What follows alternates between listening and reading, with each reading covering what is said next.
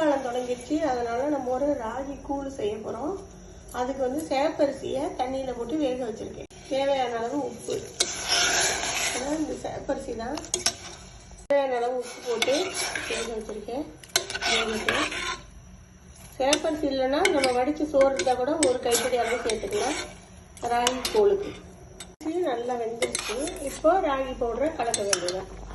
இப்படி நல்லா தூவி கிண்ட வேண்டியதான். நல்லா வேகணும், இல்லாட்டி வயிறு வலிக்கும். இப்போ நமக்கு தேவையான அளவு போட்டு இப்படி தூவி கிண்ட முடியாதவங்க தண்ணியை கூட கரைச்சி சேர்த்துக்கலாம், வெந்துடும். அவ்வளோதான். அப்படியே கிண்டிக்கிட்டே இருந்தோம்னா குழஞ்சிரும். இது நல்லா வேகணும் ராகி மாவு. கொஞ்சம் தண்ணி கூட இருந்தாலும் பிரச்சனை இல்லை. சூடாக வேணும்னா இப்படியே சாப்பிடலாம். ஆனால் இதில் தயிர் போட்டு சாப்பிட்டா ரொம்ப நல்லது. ஏன்னா ராகி வந்து சூடு, அதுக்காக. ஆறின பிறகு தயிர் சேர்த்து சாப்பிட வேண்டியதான். காலையில் எழுந்திரிச்சு நம்ம தயிரை போட்டு சாப்பிட நல்லாயிருக்கும். எனக்கு கூழ்தான் வேணாம்னா இது லைட்டாக ஆறினோன்னு தயிர் சேர்த்து சாப்பிட வேண்டியதான்.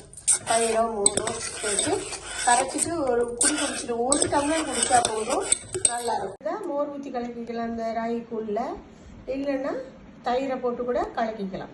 இப்போ நான் தயிர் தான் போட்டிருக்கேன். இதை நல்லா கலக்கிடுவோம். மோரில் ராகி கூழ் செஞ்சதுல அதை கலந்துருக்கோம். சுண்டைக்காய் வத்தல், மிளகாய், வெங்காயம் எது வேணாலும் வச்சு சாப்பிடலாம். நல்ல டேஸ்ட்டாக இருக்கும்.